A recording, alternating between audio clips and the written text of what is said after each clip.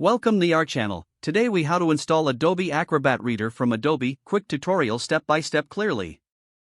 To install Adobe Acrobat Reader from Adobe, start by opening your preferred web browser. Navigate to the official Adobe website. In the search bar, type Adobe Acrobat Reader and hit enter. Look for the link that says Download Adobe Acrobat Reader and click on it.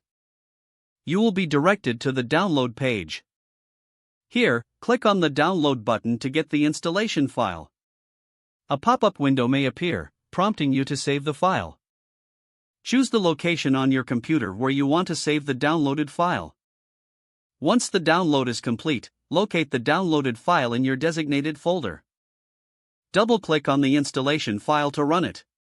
A security prompt may appear, click Yes or Run to proceed. Follow the on-screen instructions in the installer wizard. Review the license agreement, and if you agree, select Accept. You may choose to customize the installation settings or stick with the default options. After making your selection, click on the Install button. The installation process will begin and may take a few minutes.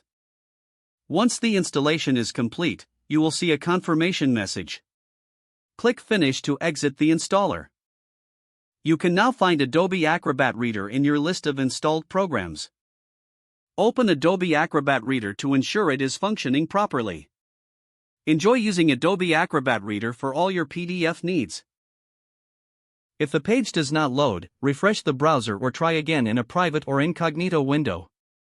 Make sure you are using the correct email address, then retype it carefully to avoid small typos. If your password is not accepted, use the reset option and create a new strong password you can remember. Check your spam folder for verification or security emails, then complete any requested confirmation steps. Enable two-factor authentication if available to improve account security and reduce unauthorized access risk.